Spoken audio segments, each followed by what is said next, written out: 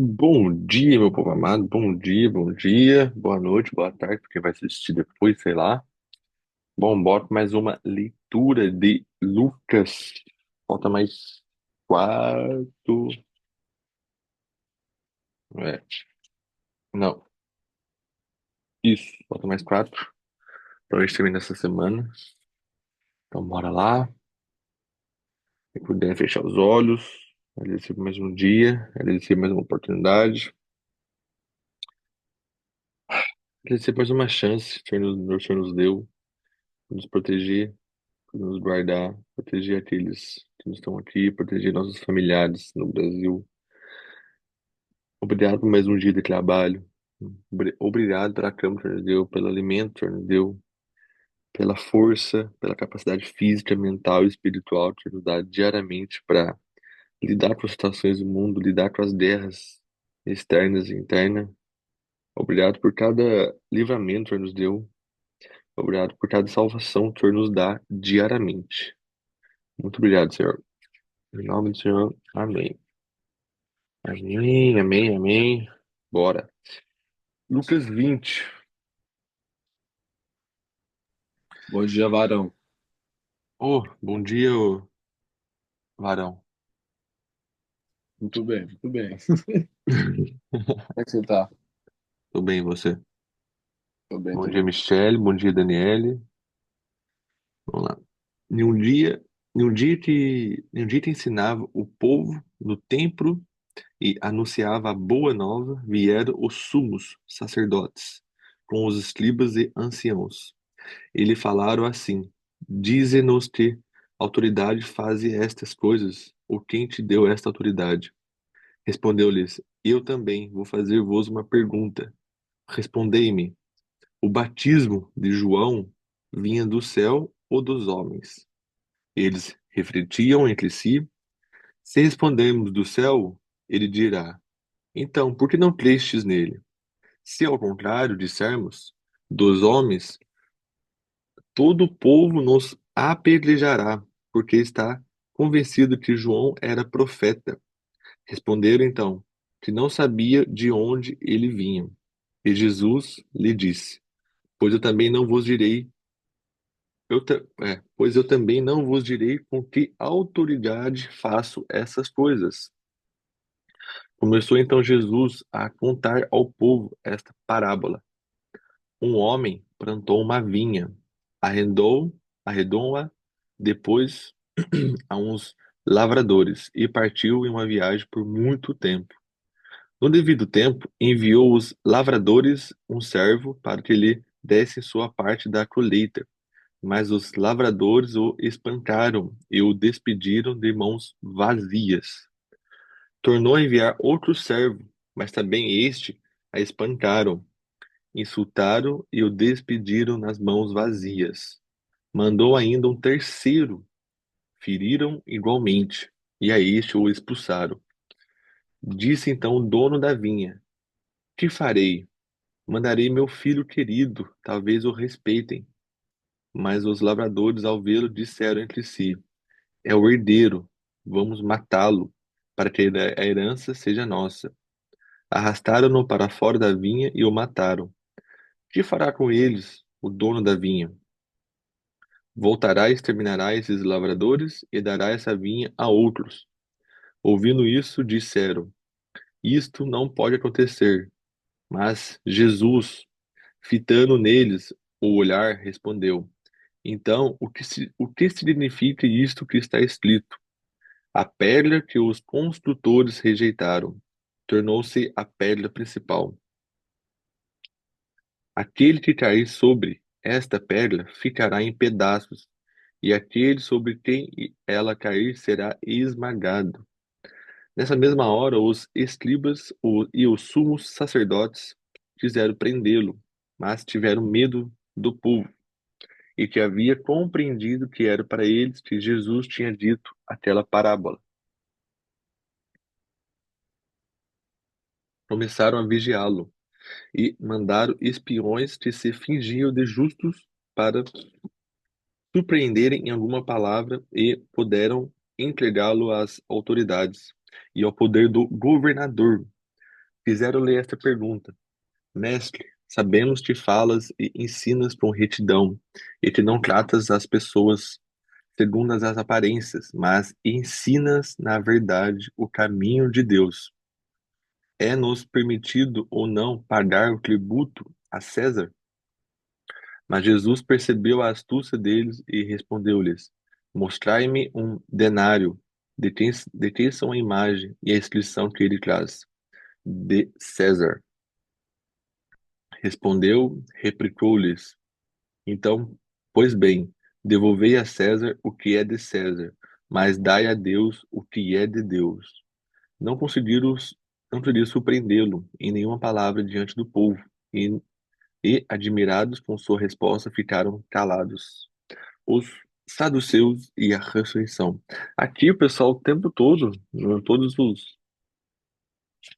os apóstolos, discípulos, que eles sempre conta a história que o pessoal o tempo todo queria pegar Deus em mentiras, né, entre aspas, assim, né? O tempo todo eles queriam enganar Deus, queria pegar Deus, Jesus Cristo, em uma fala, algo que ele podia errar, algo que ele podia falar, que iria contra as palavras, contra os atos, contra as atitudes que ele tinha, né? Ele iria ser um falso profeta, ele teria coerência, as pessoas queriam que ele tivesse coerência. Só o tempo todo ele era um homem sábio. Jesus, ele detinha toda a sabedoria. E toda vez que alguém tentava o pegar na mentira, ou algo do tipo, tentava enganá-lo, ele respondia com respostas sábias, com sabedoria. E sempre essas respostas faziam com que as pessoas ficassem caladas, que as pessoas não tivessem respostas. Isso tudo, eu estou vendo muito isso em Lucas, Mateus, Paulo, todos os apóstolos, foi assim. Mas continuando. Aproximando-se então alguns dos saduceus, os quais dizem que a ressurreição não existe, fizeram-lhe esta pergunta: Mestre, Moisés nos prescreveu que se um homem casado morrer sem filhos, o irmão dele deve casar-se com a viúva, para dar uma descendência ao irmão. Ora, havia 7 irmãos. O primeiro casou-se e morreu sem filhos. O segundo e depois o terceiro tomaram a viúva como esposa. Todos os 7 morreram do mesmo modo, sem deixar filhos. Finalmente morreu também a mulher, pois também na ressurreição de qual deles será ela esposa? Pois os 7 tiveram como esposa. Respondeu-lhe Jesus: Os filhos deste mundo têm mulher ou marido, mas os que forem considerados dignos de ter parte no outro mundo e na ressurreição dos mortos não têm mulher e nem marido, pois não podem mais morrer, porque são iguais aos anjos e são filhos de Deus, sendo filhos da ressurreição. Pesado, hein? Que isso, Jesus Cristo. E que os mortos Entre os mortos ressuscitam. O próprio Moisés declarou no episódio da sarça ardente, quando fala do Senhor como Deus de Abraão e Deus de Isaque e o Deus de Jacó. Ora, não é um Deus dos mortos, e sim de vivos, dos vivos, pois para eles todos vivem. Alguns escribas disseram: Mestre, respondestes bem, e não mais ousavam fazer-lhe pergunta nenhuma.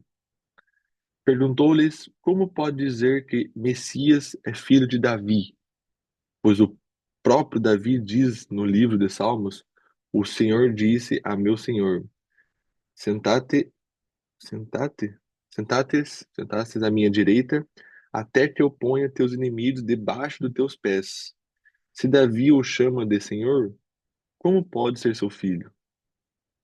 Como todo o povo escutava, disse Jesus a seus discípulos: Desconfiai dos escribas que gostam de andar com longas túnicas e de ser cumprimentado nas praças, que procuraram nas sinagogas as primeiras cadeiras e os primeiros lugares nos banquetes, que devoraram os bens das viúvas, fingindo fazer longas orações.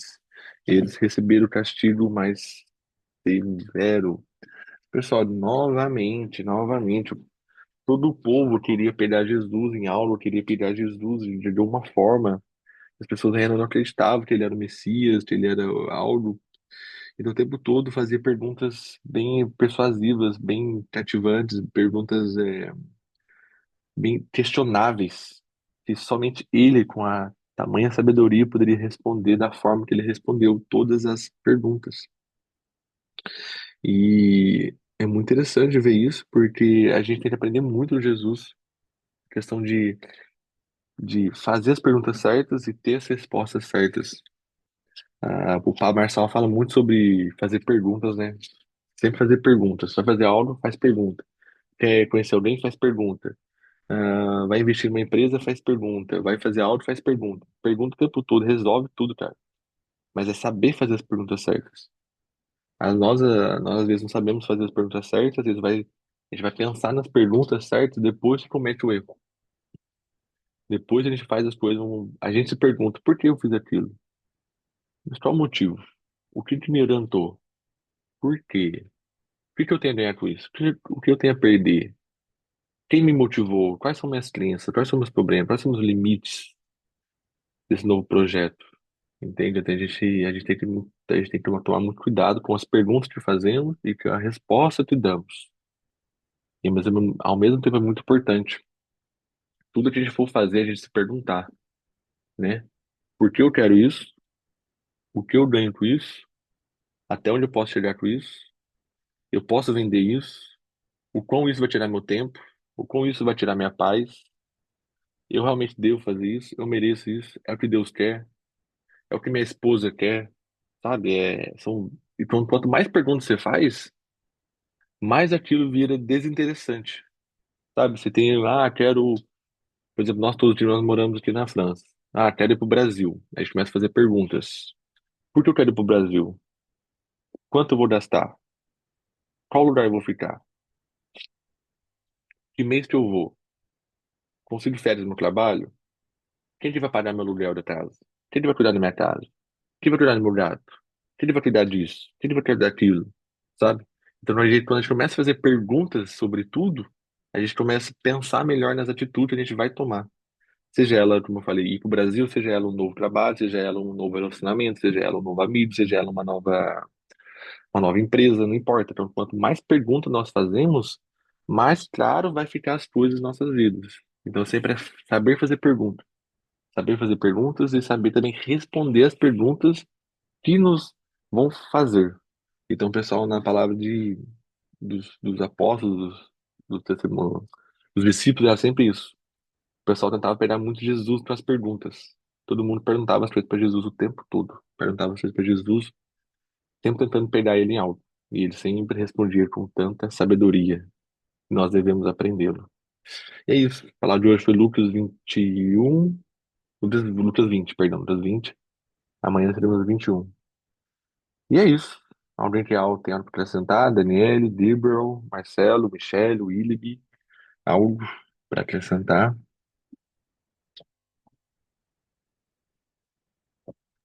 Muito bom, irmão. Deixa eu agradecer mesmo.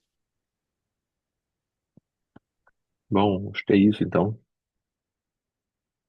Bom, obrigado a Bom, todos. ô Alan, Ah, posso dar uma oh, palavrinha, Vitor Fé?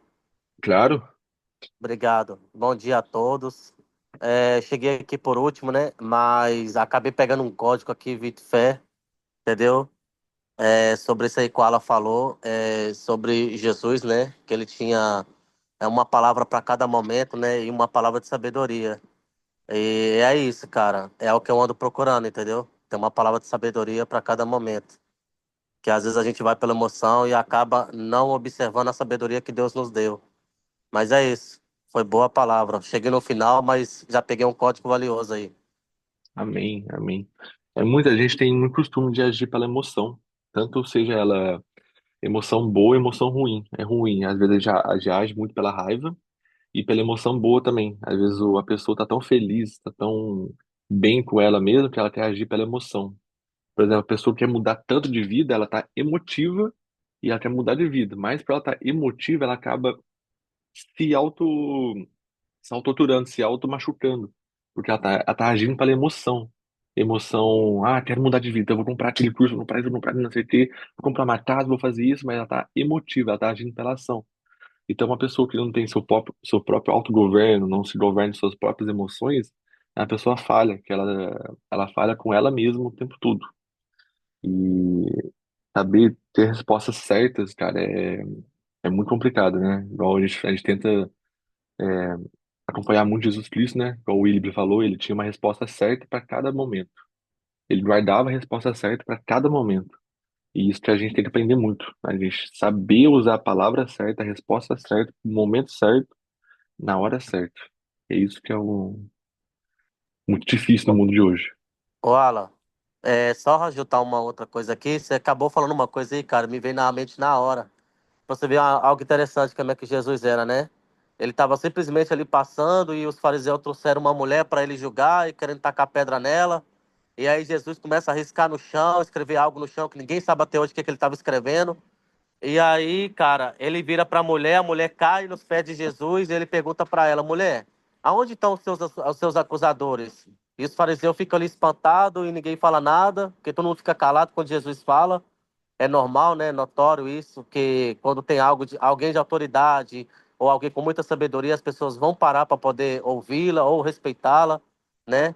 E Jesus fala para ela: se ninguém vai te acusar, quem sou eu para te acusar? Entendeu? Quem não tem pecado, que atira a primeira pedra. Cara, ali é meio que um tapa de luva, que nem diz a Camila Barros, na cara de muita gente, na cara dos próprios fariseus, entendeu? Então, assim, se o próprio Deus, entendeu, que nos fez a sua imagem e semelhança, não nos dá pedrada, cara, entendeu? Por que que a gente, ou a circunstância, ou, sei lá, pessoas, sabe, pode nos tacar pedra? Se o autor e consumador da nossa vida não nos taca pedra, e ele nos olha de uma forma como amor, apóstolo Paulo falou sobre isso, o amor de Cristo nos constrange, eu já estudei muito sobre isso, perguntando por que que Paulo falou sobre isso, qual que é a indagação de Paulo sobre essa palavra. Então, assim, é um negócio de doido. Porque, cara, Paulo era um cara que ele perseguia os cristãos, ele massacrava os cristãos, entendeu? A função dele era machucar os cristãos. E quando ele tem ali um encontro com Deus no caminho de Damasco, a vida dele muda. É outro cara, o cara muda. Então o cara olha e fala, mano, quem é esse? Ele mesmo não entendeu. Quem é esse cara, meu? Eu sou um cara que aprontava, que eu fazia isso, que eu fazia merda. Sabe, às vezes as pessoas ficam se falando sobre isso. Cara, eu usei droga, ou eu me prostituí, ou sei lá, eu roubei, ou eu falhei com alguém. Cara, mas a gente, cara, não tem que olhar pelos nossos atos, mas tem que olhar, cara, pelo Deus que nos fez a sua imagem e semelhança. E saber que a graça dele é muito maior, que quando ela transborda na nossa vida, a gente não consegue explicar, a não ser entender que é o amor divino. E é isso, mano. Exatamente, Obrigado. cara. Amém. Amém. Amém. Obrigado pela palavra. Agora eu vou pegar o gancho também do Wilber aí. Bom dia, pessoal. E eu falando sobre isso aí que você disse, a gente age dessa forma porque nós não temos os frutos do Espírito, né? Eles não estão realmente em nós quando a gente age dessa forma. E o que que são os frutos do Espírito? Quando Paulo lá escreve para Gálatas, né, para a igreja de Gálatas, que fala dos frutos do Espírito, que é amor, alegria, paciência, amabilidade, bondade, fidelidade, mansidão e domínio próprio. Então, um desses frutos do Espírito é o domínio próprio. E quando a gente não tem, né, isso bem enraizado da gente, que reflete o caráter mesmo de Deus, então a gente às vezes age por emoção porque não tem realmente o domínio das nossas emoções. Então, para ter o domínio próprio, a gente tem que realmente desenvolver os frutos do Espírito. E a gente vai desenvolver nisso só através realmente de oração e relacionamento com Deus, né? É uma tarefa muito, assim, diária, né? E difícil, né? Você vê que é realmente quando os frutos do Espírito, você vê com alguém que tem o domínio próprio, ela realmente ela age diferente, sabe? A pessoa resplandece diferente, igual ele falou, ela não tem esse julgamento simples da pessoa, sabe? Aconteceu alguma coisa ruim, vou lá e me descontrolo. Então, acho que buscar isso, sabe? Buscar a essência do caráter de Deus, que vai ajudar mesmo a gente refletir, né? A gente realmente se expressar como né, expressar o comportamento de Deus aqui em nós mesmos, porque se a gente quer imitar Deus, então a gente tem que ter, né, o domínio próprio, são os frutos do Espírito, né? A ciência fala fruto é domínio próprio, é autogoverno, não é? Como é que eles falam? Na ciência falar em. Como é que é o nome? Eu esqueci o nome. É tipo autogoverno mesmo, né, que a gente fala, mas na Bíblia já Consciência fala própria, desde não? antes que é o domínio próprio, que são os frutos do Espírito, né?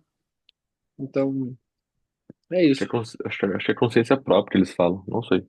Esqueci qual que é o nome, que é Mas é aquela. isso, pessoal. Vou fechar aqui, já tenho compromisso. Pessoal, muito obrigado. Marcelo, Daniel, Gabriel, Michele, Wilby, obrigado pela palavra de todos. Muito obrigado. Fazemos um excelente dia hoje, né? Que cada um conquista seus objetivos, suas metas, que faça o que precisa ser feito. Faça o que precisa ser feito. Não o que querem, mas fazem o que precisa ser feito. E fazemos um excelente dia. E é isso. Tchau. Como é Tchau, fique com Deus todo mundo. Amém.